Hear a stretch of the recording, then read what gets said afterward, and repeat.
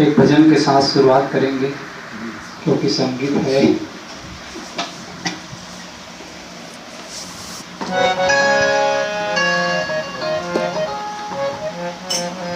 पहले गुरगुराएंगे तब पकड़ में आएगा। अच्छा।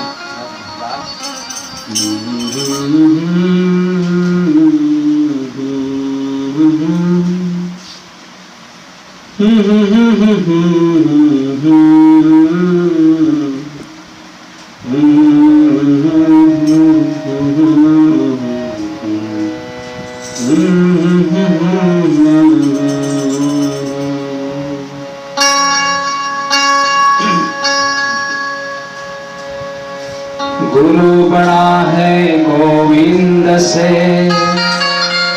मन में देख विचार, हरि सिरझे सोवार है,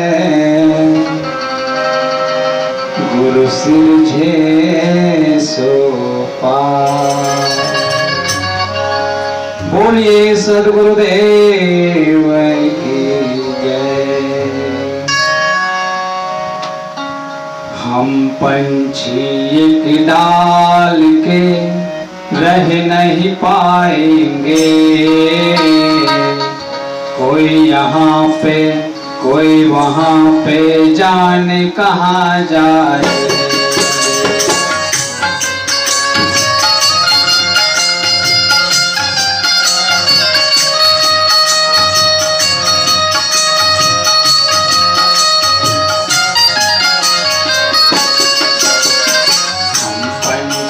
एक डाल के रह नहीं पाएंगे, कोई यहाँ पे कोई वहाँ पे, जाने कहाँ जाए।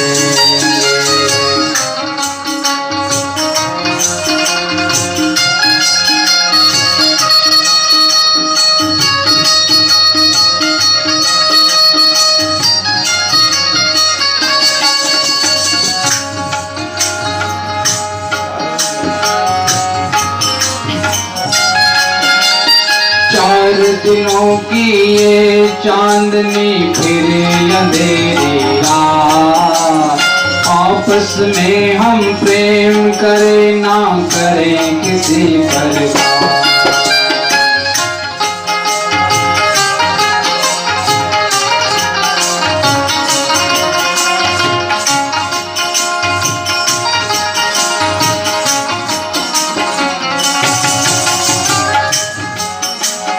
चार दिनों की ये चांदनी फिर अंधेरी रात, आपस में हम प्रेम करें ना करें किसी पर घात।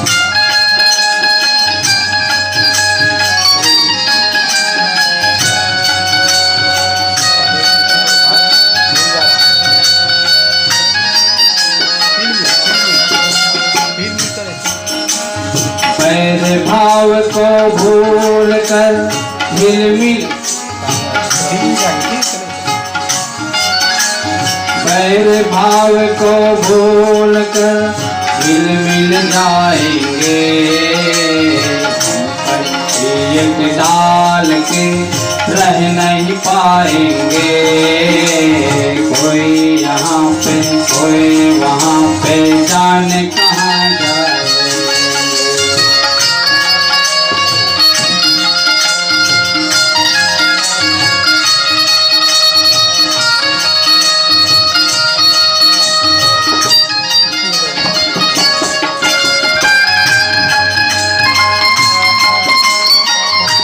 चलता है अपना गाँव में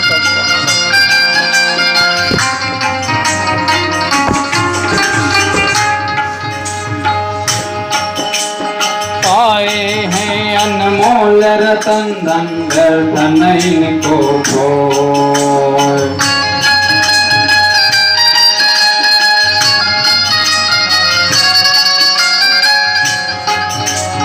पाए हैं अनमोल रतन धन व्यर्थ इनको खोए, नहीं है लौट के राही चले गए हैं जो।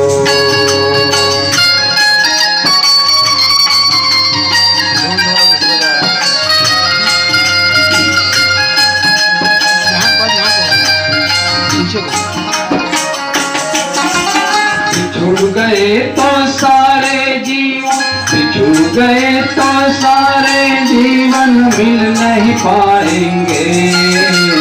कोई यहाँ पे कोई वहाँ पे, जाने कहाँ जाए।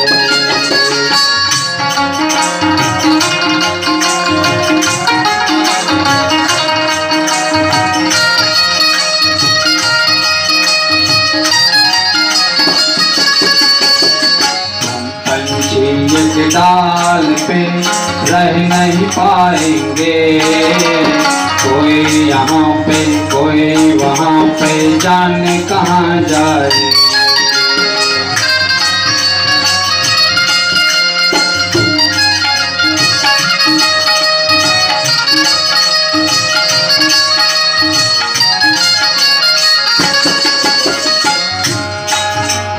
धन दौलत के लोभ में बंदे मानवता नाचो। सारे हमको छोड़कर टूटे दिलों को जो।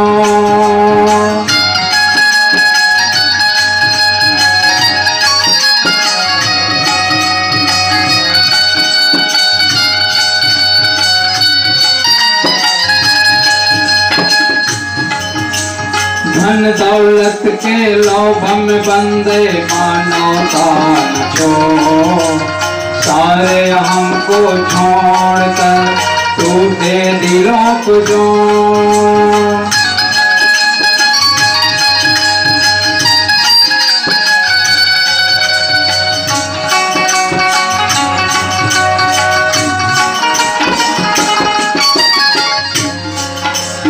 मर जाएंगे साथ हमारे, मर जाएंगे साथ हमारे, क्या ले जाएंगे। कोई यहाँ पे कोई वहाँ पे, जाने कहाँ जाए।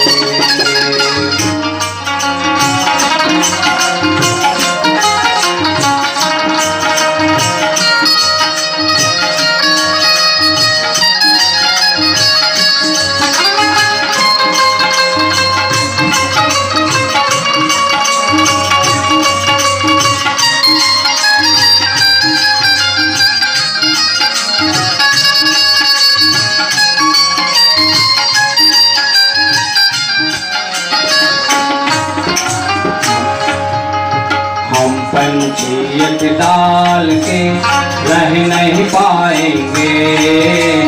कोई यहाँ पे कोई वहाँ पे, जाने कहाँ जाए।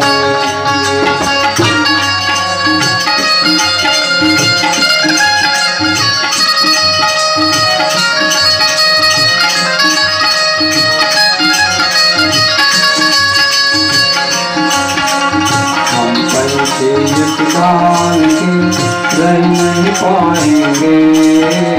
कोई यहाँ पे कोई वहाँ पे, जाने कहाँ जाए।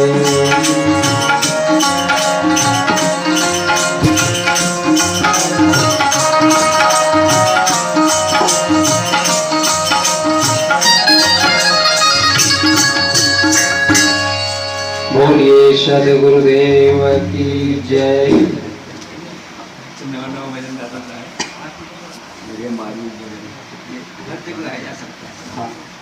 अभी हम सब भजनों का आनंद ले रहे थे। आइए कुछ विचारों की ओर कुछ समय।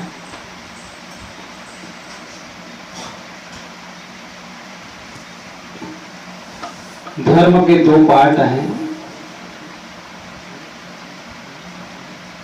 जो हमारे जीवन के लिए लागू होता है।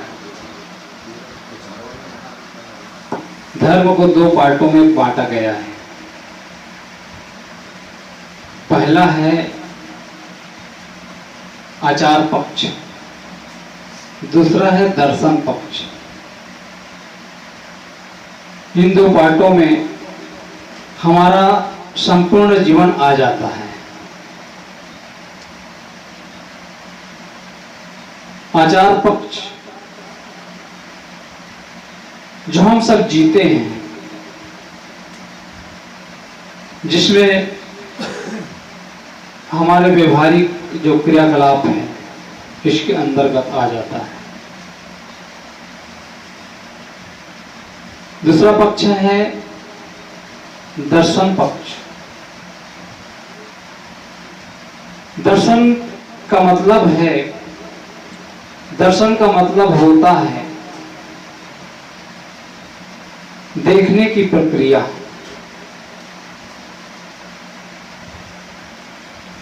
अंदर से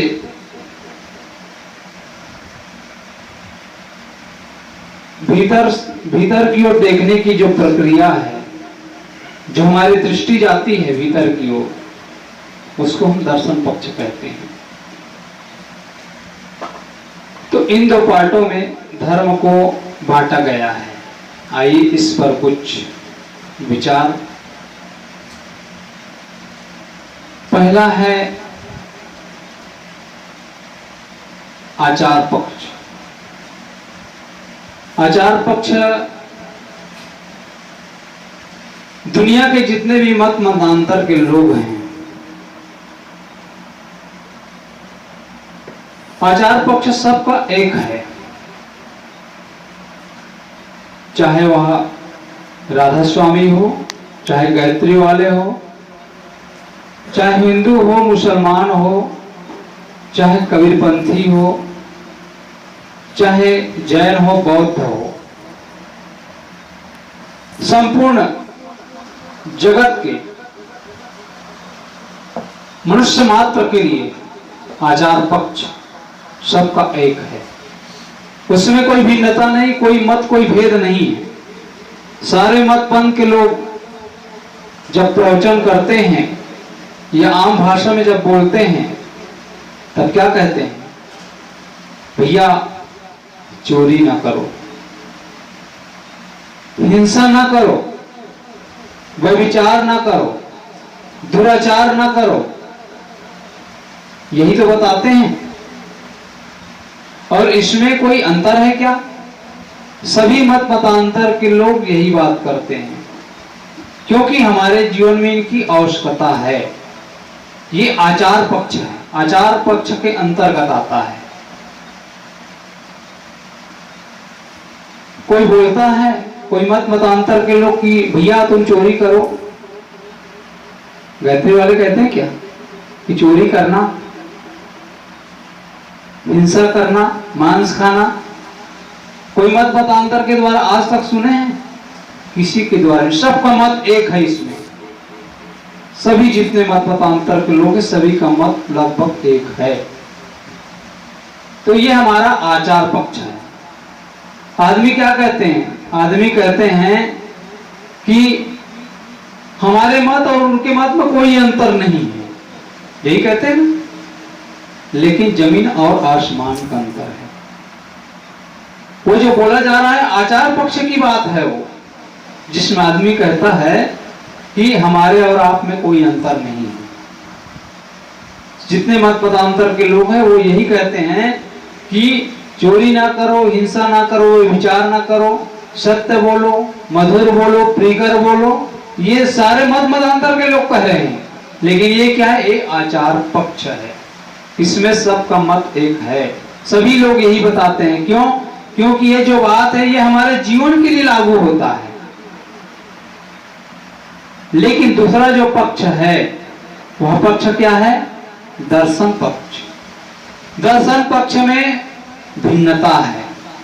सारे मत मतांतर में भिन्नता है। सभी लोगों की मान्यता एक नहीं है, सभी लोगों की मान्यता भिन्न भिन्न है। कोई कहता है कि जो है मंत्र का जप कर लो, बस तुम्हारा कल्याण हो जाएगा। भिन्न हो गया ना। लेकिन जहां हिंसा चोरी की बात आती है वहां कोई भिन्नता है, लेकिन यहां पे भिन्नता दिखाई देता है।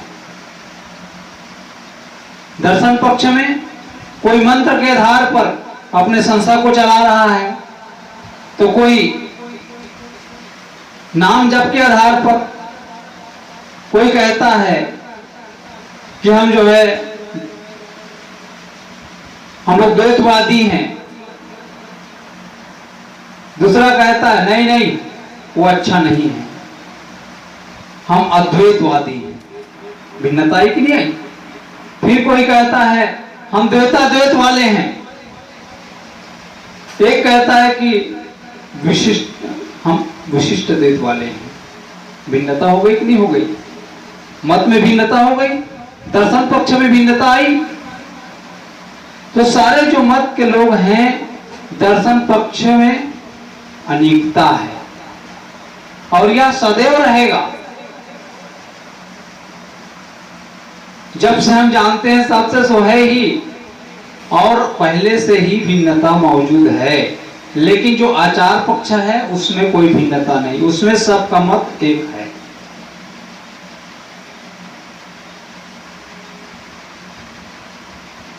तो भिन्नता सदैव रहेगी, लेकिन उसी भिन्नता में हम सब आप जीते हैं। कहा जाता है एक बार जब वेद व्यास महाराज वेद व्यास को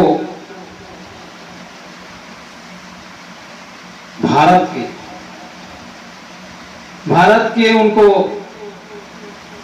गुरुओं में सिरमौर माना जाता है और उन्हीं के नाम से व्यास गद्दी चलती है। चाहे वह गद्दी सन्यासी का हो, चाहे भागवत वाले का हो, चाहे कबीरपंथी का हो, जहां बैठ जाते हैं उसको क्या कहा जाता है? व्यास गद्दी। उसी के नाम से चलता है। और हमारे पूरे भारत में जो गुरु पूर्णिमा का पर्व मनाया जाता है वो इसीलिए मनाया जाता है, उन्हीं के लिए, क्योंकि उस दिन उनका जन्म हुआ था। इसलिए जो है व्यास को जो है संविधान का कर्ता मानते हैं। गुरु पूर्णिमा की शुरुआत वहीं से हुई है, प्रारंभ। तो एक बार की बात है, 88,000 ऋषि को लेकर के एक जगह बैठे हुए थे। इतने में होता क्या है, आपस में लड़ने लगे, मतभेद हो गया आपस में एक दूसरे में। अब उसको देखे तो उनको आश्चर्य हो गया, ये क्या कर रहे हैं लोग, लड़ रहे हैं।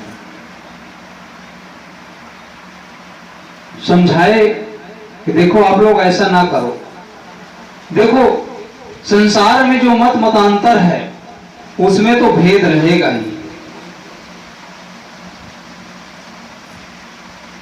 संसार के जितने मत पंथ है उसमें भेद रहेगा, लेकिन मन में भेद ना करो।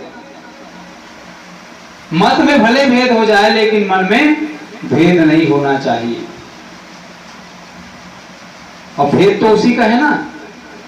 और जहां मन में भेद आ गया, मन मिलेगा जी? मन नहीं मिल पाएगा। मन में यदि भेद हो गया तो क्या अपनापन नजर आएगा तो एक दूसरे के प्रति?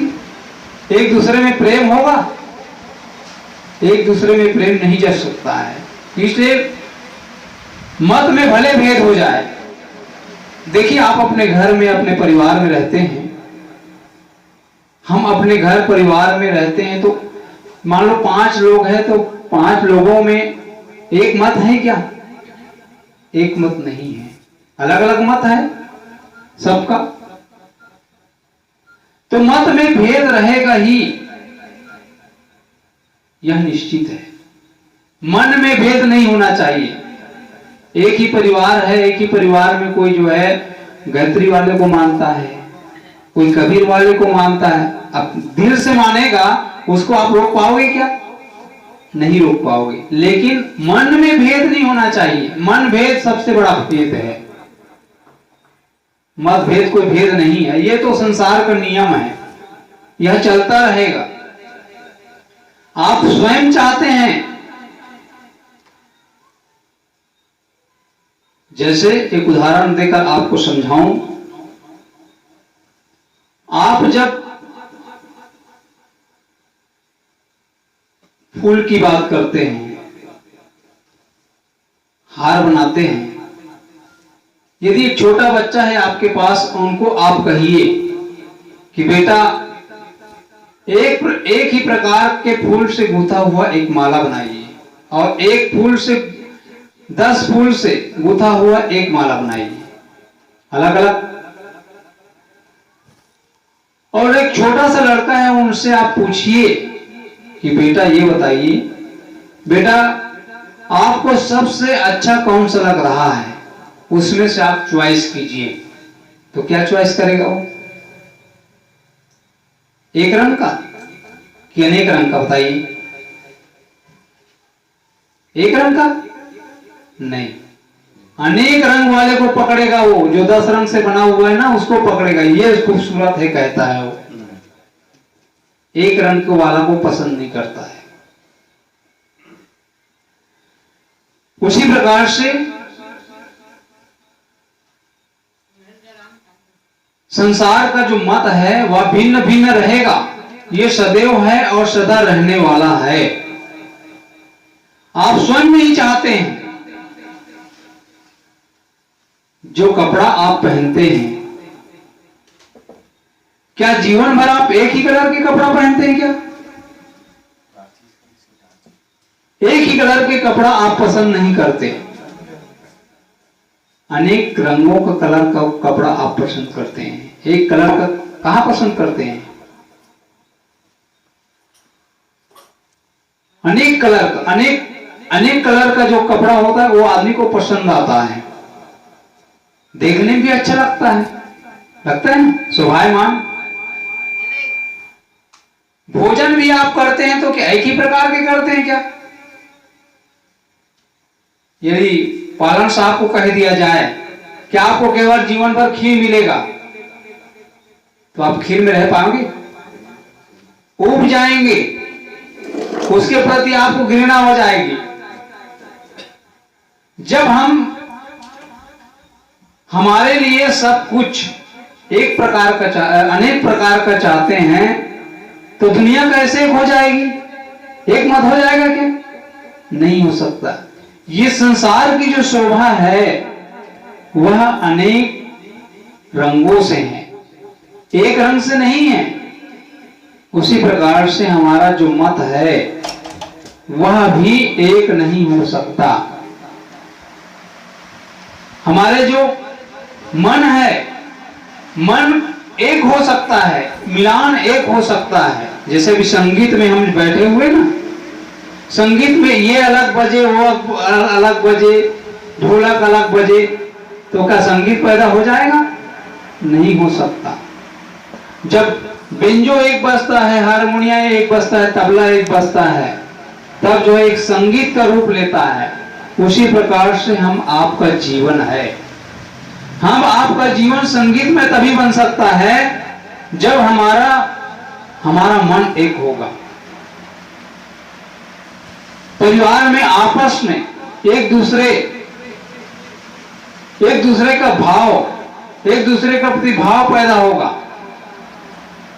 आंख कहे कि मैं दूसरी ओर देखूं, दूसरा चीज देखूं, कान कहे मैं दूसरा सुनूं, अलग अलग एक काल में अलग अलग सोचे, अलग अलग करे, तो होगा क्या बताइए? आदमी डिस्टर्ब नहीं हो जाएगा? पागल नहीं हो जाएगा? तो उसी प्रकार से ये एक संगीत है, और उसी से हमारा जीवन जो है संगीत में हो सकता है। तो हम चाहते क्या हैं? हम यही चाहते हैं कि जो है अनेक रंगों का हो जाए। हम अनेक रंगों का पसंद करते हैं। उसी प्रकार से हम आपका जीवन है। तो कहने का भाव यह है कि बैठे थे आपस में सभी ऋषिगण और आपस में लड़ रहे थे। वेद व्यास समझाते हैं, आप लोग लड़ क्यों रहे हैं? आप लोग शांत होइए। अच्छा ये बताइए, आप लोगों का उद्देश्य क्या है? जब आप साधु बने, आप लोगों का उद्देश्य क्या है? जो आप लोग लड़ रहे हैं। जब उनसे प्रश्न किया तब कहे कि जो हमारा मुख्य उद्देश्य है कल्याण का। सभी लोग एक स्वर में कहने लगे हमारा उद्देश्य है कल्याण का। उसने कहा कि आप जो है अपने घर परिवार को छोड़ दिए और क्या मोह, जमीन को छोड़ दिए, घर को छोड़ दिए, परिवार को छोड़ दिए, सब कुछ को छोड़ दिए और किस में चिपके हुए हो? जो लड़ रहे हो आपस में। चुप। फिर समझाए, देखो मैं जो कहूंगा उसको आप मानोगे, मानेंगे करके तो बोले। फिर एक दूसरे से चर्चा किए कि आप क्यों लड़ना चाहते हैं, क्यों लड़ते हैं, बताइए। कोई कारण, कोई चीज होता है, कोई कारण होता है तभी कार्य होता है। तो उसने कहा हमारा मत बड़ा है, क्योंकि मेरे गुरुजी ने समझाया है। 50 साल हो गया मेरे गुरुजी ने ये बात बताया है और मेरी जो बात है उनको ये कहता है कि तुम्हारी बात गलत है, तो मैं कैसे सहन कर सकता हूं। अब दूसरा वाला कह रहा है, विशिष्टाद्वैत वाला कहता है मेरे गुरुजी ने मेरे को बचपन से ही बात बताया है, मेरे कान में डाला है, और ये कहता है कल का छोकरा विशिष्टाद्वैत पढ़ा है। इसी प्रकार से सभी लोग अपना अपना कहने लगे। फिर तू मैं महने होने लग गया कि मेरा गुरु बड़ा, तुम्हारा छोटा। एकदम जिनके पास जो वस्तु था ना, जिनके पास चिमटा था वो चिमटा से मारने लगा, कमांडर था वो कमांडर से मारने लगा, और मच गई बात और युद्ध जैसा हो गया माहौल। तो कहने का भाव यह है, संसार के जितने भी मतांतर है वह सब भिन्न रहेगा। दर्शन पक्ष सभी का भिन्न है। आदमी लड़ता क्यों है? लड़ता आदमी इसीलिए है क्योंकि उनका पात्र छोटा है। पात्र बड़ा रहेगा तभी तो समाएगा जी, और पात्र छोटा रहेगा तो भीतर समाएगा। आदमी का दिल बड़ा नहीं रहेगा तो कैसे समाएगा? आदमी का दिल छोटा है तभी तो लड़ता है। वो सारे मतांतर की जो बातें हैं उसको अपने हृदय में जो है उसका समाता नहीं है, केवल लड़ने पर उतारू हो जाता है। कल देखे ना, मेरा मत बड़ा है वो ब्रह्मा विष्णु शंकर है, वो क्या है? वो तो जो है कुछ भी नहीं है, नौकर है, ऐसा है वैसा है। तो भैया जो चीज आपकी मान्यता है उस पर आप जो है कमांड कर सकते हो, उसके भी तो मानने वाले हैं, उस पर आप क्यों टिप्पणी कर रहे हैं? उनकी जो अच्छी बात है उसको आप ग्रहण कर लीजिए, फिर हो गया। तो लोग क्या करते हैं, उनका जो पात्र है ना वो पात्र छोटा है, इसीलिए वो ग्रहण नहीं कर पाता है। एक बार हुआ क्या, एक छोटा सा बच्चा था, वह छोटा सा बच्चा रो रहा था। कहां रो रहा था? समुद्र के किनारे। कहां? द्वारका के पास रो रहा था। इतने हुआ क्या, एक विद्वान पहुंच गया, विद्वान आदमी, उसने देखा बच्चा रो रहा है, क्यों रो रहा है आखिर? पूछा उनको, क्यों रो रहे हो जी? उसने कहा मैं जो रो रहा हूं उसके कारण की पूर्ति आप नहीं कर पाएंगे। उसने कहा बताइए तो। उसने कहा आपकी बस की बात नहीं, आप कर ही नहीं पाएंगे। उसने कहा आप बताइए तो। बहुत जिद किया, हो सकता है मैं आपकी पूर्ति कर सकूं। उसने कहा नहीं आप पूर्ति कर ही नहीं सकते हैं किसी भी हाल में। अच्छा, अंत में वो बच्चा बताता है, देखो मैं चाहता हूं, मैं इसलिए रो रहा हूं क्योंकि मैं चाहता हूं कि मेरे पास एक पात्र है, कटोरा, एक कटोरा है, उस कटोरा में आप जो है कहते हैं तो मैं बताता हूं, पूर्ति करूंगा बोल रहा तभी मैं बताता हूं। मेरे पास एक कटोरा है, उस कटोरे में पूरे समुद्र के पानी को समाहित कर दीजिए। कर पाएंगे? वह तो मात तो कर लिया, यह काम तो मेरे से संभव नहीं है। लेकिन वो जो विद्वान था उसने कहा, उन्होंने विचार किया, देखो तुम्हारा पात्र छोटा है, तुम्हारा पात्र छोटा है इसलिए इसमें समाहित नहीं हो सकता। उसने विवेक की बात किया कि नहीं किया? उसको कोई पूरा कर सकता है क्या? उसी प्रकार से आदमी आपस में लड़ रहे हैं एक दूसरे कि मेरा मत बड़ा है, मेरा मत बड़ा है, तुम छोटे मैं बड़े, ओ ऊंच ओ नीच। यही तो आज चल रहा है। इसीलिए संसार में एक मत नहीं हो सकता, इसलिए दर्शन पक्ष सबका भिन्न भिन्न है।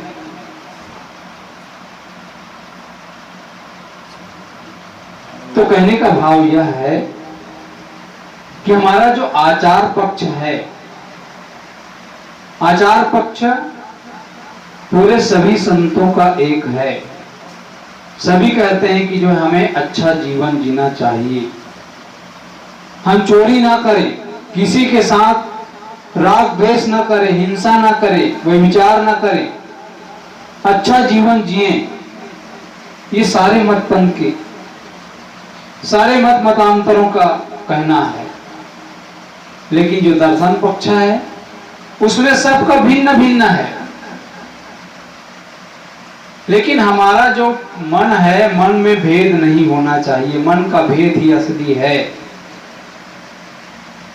उसमें जो सार है, सार को ग्रहण कर लो, असार है उसको छोड़ दो। तो धर्म के दो पार्ट हैं। पहला पार्ट आचार पक्ष है, दूसरा पार्ट हमारा दर्शन पक्ष है। और सद्गुरु कबीर साहब का जो दर्शन पक्ष है वह पूरे संसार में बड़ा एक निराला है, जो वह बाहर नहीं उलझाते, वह भीतर ले जाते हैं। जो व्यक्ति अपने जीवन में जो अनुभव करता है, जो मन से जो ध्यान की गहराई में उतरता है, जो भीतर जाता है, भीतर की गहराई में उतरता है और उनके द्वारा जो अनुभव प्राप्त होता है वह दर्शन कहलाता है। और उस दर्शन का दिग्दर्शन हमको सद्गुरु कबीर साहब से प्रेरणा मिलती है।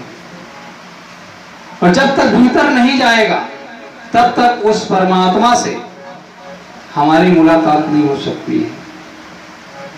आदमी इसलिए भटक रहा है, द्वारका वृंदावन चारों धाम घूम रहा है, लेकिन आज तक मिला नहीं। महात्मा बुद्ध की एक कथा आती है कि एक आदमी 20 साल से घूम रहा था, यात्रा कर रहा था परमात्मा के दर्शन करने के लिए। 20 साल हो गया तो उनको प्राप्त नहीं हुआ था। किसी ने बताया कि एक बुद्ध हैं जिन्होंने परमात्मा का दर्शन कर लिया है, साक्षात्कार कर लिया है। आप उनके पास जाएंगे, बिल्कुल आपको जो है उसका समाधान होगा, आपको परमात्मा का दर्शन होगा। महात्मा बुद्ध की खोज में निकल पड़े। महात्मा बुद्ध के पास गए और जब गए उनसे प्रार्थना किया कि भगवान मुझे 20 साल हो गया, मुझे आज तक परमात्मा का दर्शन नहीं हुआ, मैं कहां कहां नहीं गया, मैं रामेश्वर गया, वृंदावन गया, मथुरा गया, काशी गया, द्वारका गया, पुरी गया, यहाँ गया वहां गया, जहां मत पूछ कहां कहां नहीं गया मैं, लेकिन आज तक नहीं मिला, मैं थक गया। आपसे प्रार्थना है कि आप जो है मेरे निवेदन को स्वीकार करें। उसने कहा ठीक है। आपके शंका का समाधान हम बिल्कुल प्रयास करेंगे। आपके परमात्मा को खोजने में हम भी सहयोग करेंगे। उसने कहा, महात्मा बुद्ध ने, आप एक काम करेंगे, आप शाम को 4 बजे आइएगा। चले गए वो। शाम को 4 बजे वो उनके शिष्य लोग थे, अपने रूम से निकलते हैं और कुछ ढूंढने लगे। महात्मा बुद्ध, उनके शिष्यों ने देखा, क्या ढूंढ रहे हैं आप? पूछे। उसने कहा, मैं मोती ढूंढ रहा हूं, मेरी मोती गुम गया है। तो शिष्य लोग भी ढूंढने लग गए। उसी बीच वह जो प्रश्न किया था वह पहुंच जाता है। फिर पूछा कि बुद्ध, आप क्या ढूंढ रहे हैं? उसने कहा, मैं मोती ढूंढ रहा हूं, मेरी मोती गुम गई है। खूब ढूंढा लेकिन मिला नहीं। अंत में थक करके बैठ गए। महात्मा बुद्ध बैठ गए थे पहले से, वहां जाकर के वो भी बैठ गए। फिर प्रश्न किया, बुद्ध ये बताइए, क्या मोती गुमा कहाँ है? उसने कहा, महात्मा बुद्ध ने कहा, मेरी मोती तो रूम के भीतर गुमा हुआ है। उसने कहा, मेरे को मूर्ख समझते हैं क्या? मोती जो है भीतर गुमा है और बाहर मेरे को खोजवा रहे हो, वह कहीं मिलेगा? अच्छा। तो महात्मा बुद्ध को, क्योंकि वो तो केवल एक परीक्षा ले रहे थे, उसने कहा, मेरे को तो आपने झड़ से मूर्ख कह दिया, लेकिन मेरे से कहीं ज्यादा मूर्ख आप हैं। क्योंकि 20 साल हो गया, जो नहीं है उसको आप खोज रहे हो बाहर।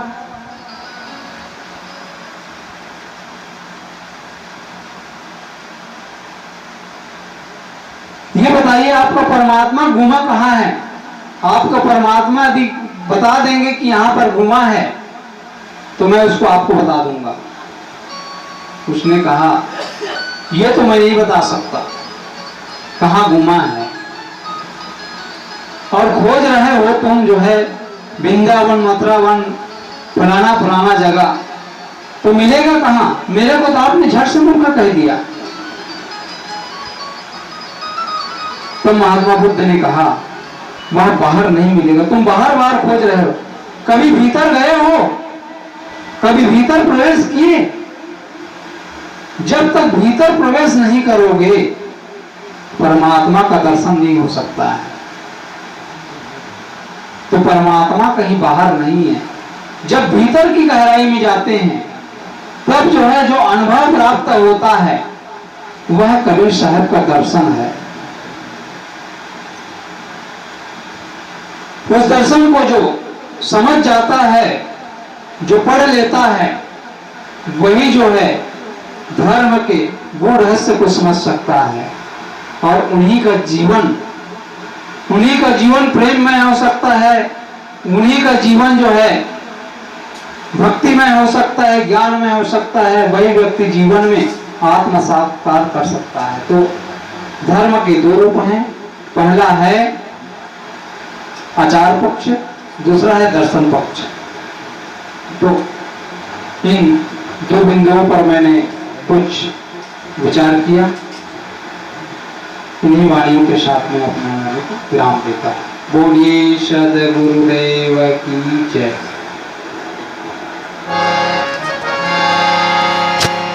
बोलिए सद्गुरुदेव की जय। बहुत बहुत धन्यवाद साहब जी, आपके अमूल्य पानी से हम लोग स्नान करते रहे।